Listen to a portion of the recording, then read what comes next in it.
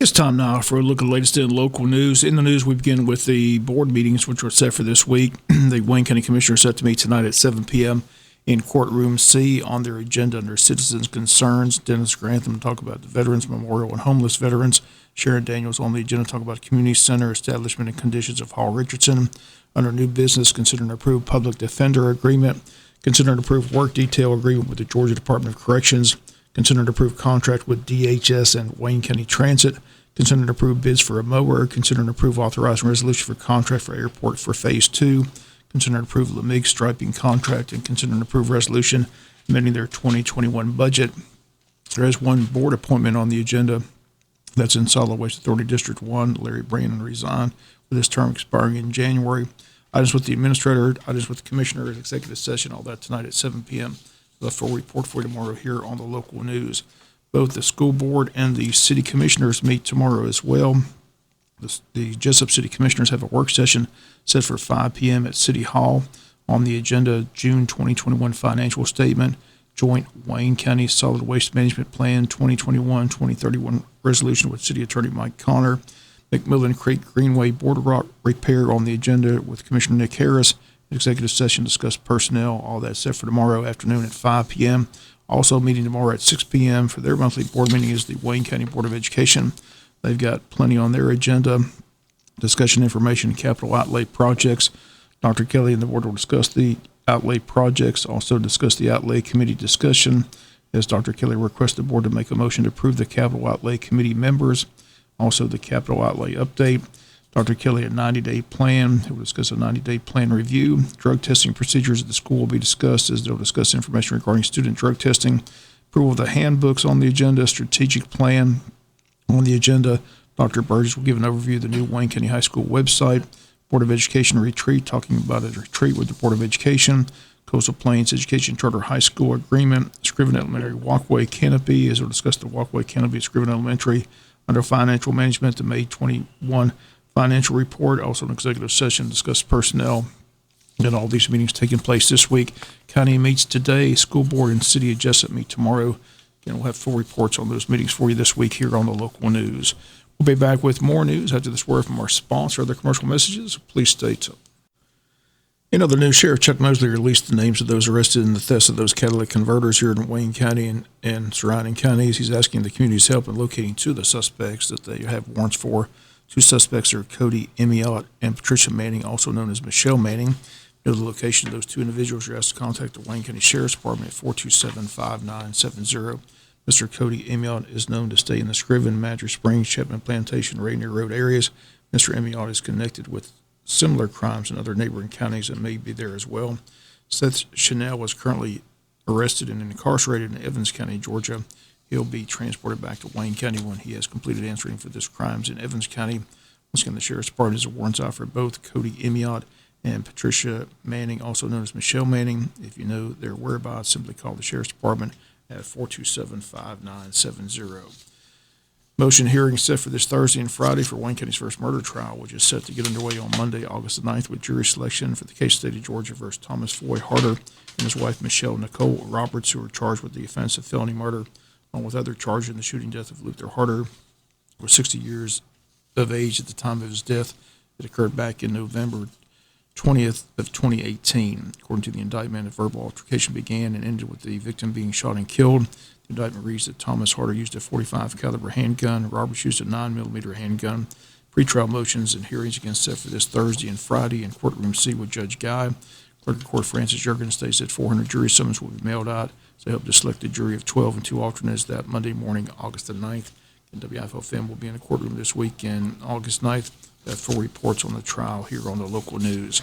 In Brunswick, Georgia, defense attorneys in the upcoming Ahmaud Arbery murder trial are asking Judge Timothy Walmsley to keep reporters out of the courtroom when lawyers are questioning potential jurors to determine if they have any biases in the widely publicized case. Attorneys for both Greg and Travis McMichael, who are father and son, are charged with murder in the February 2020 shooting death of Ahmaud Arbery, who was chased and shot in a neighborhood in Brunswick, Georgia.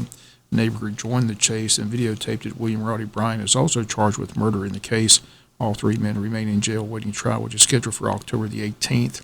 Defense attorneys filed a legal motion that proposes three main steps Jury pool members would first answer a written questionnaire.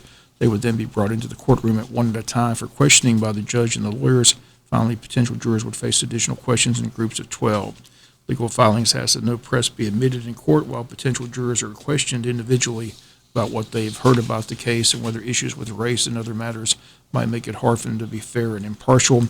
Motion to exclude reporters from the courtroom clashes with decisions already ruled by the U.S. Supreme Court as well as the Georgia Supreme Court that heavily favors public access to court proceedings. Judge has limited authority to clear the courtroom, such as to allow a potential juror to answer specific questions that he might deal with private or confidential information. Once again, Judge Timothy Wampley has to rule on the motion before jury selection begins in October. Judge has a hearing with attorneys in that Ahmaud Arbery case this Thursday in Glenn County. Jason Sheffield, an attorney representing Travis McMichael, says having the media blast the potential jurors' answers all over the nation would undoubtedly have a chilling effect on the truthfulness of their answers to our questions. In the motion, lawyers say it's critical that potential jurors feel as comfortable as possible answering questions about the topics in the case. Ken Arbery's killing sparked a national outcry last year amid protest over racial justice. All three defendants have pled not guilty. Once again, the motion hearing is set for this Thursday in Glenn County. We'll be back with some final news notes after this word from our sponsor, the commercial messages, so please stay tuned. Final notes in news: Wayne County schools are set to open on August 9th. A lot of information before the beginning of school. Open house is slated for August 5th, starting at 3:30 until 6 p.m. for all grade levels. Wayne County High School will hold a freshman orientation on Thursday, August 5th at 1 p.m. in the high school auditorium. All incoming freshmen and their parents are invited to take part. Also, BPI photography will be at Wayne County High School in the Commons area July 19th and 20th, taking class of 2022 senior pictures. If you're a graduating senior of the class of 2022 and they have not contacted you in reference to making an appointment for your picture to be taken, they ask you please contact them. The number is 866-363-6936. Student schedules can be printed or downloaded from the parent-student portal. Schedules will go live on August 4th at 5 p.m. If you have a concern with repeated courses, blank spots in the schedule, or pathway completion needs, please use the Google form on the Wayne County High School counseling page to log your issue. All problems must be submitted by August 11th at 5 p.m.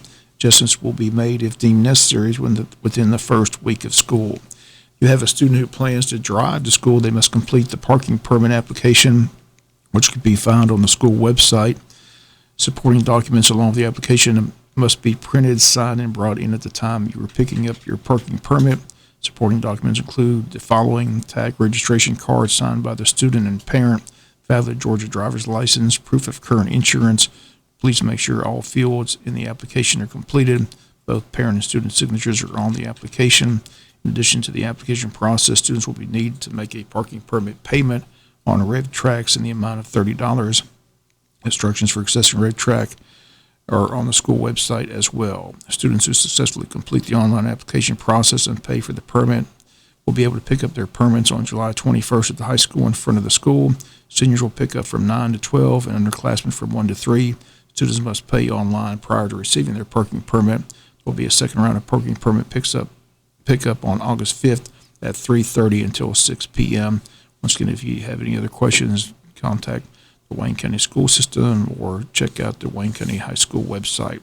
Also, don't forget this coming Thursday, they're having that Shield Appreciation Dinner at the Calvary Baptist Church Social Hall, 5 p.m. All police, firefighters, EMS, and their families are welcome to attend. If you need more information, call Jimmy Arnold at 912-424-0232 or Cindy Hughes at 912-266-7377. And that's Shield Appreciation Dinner taking place this Thursday, 5 p.m. at Calvary Baptist Church Social Hall. That's going to do it for the latest in local news. Sports coming your way in a few minutes. Bob Morgan said, have a great day.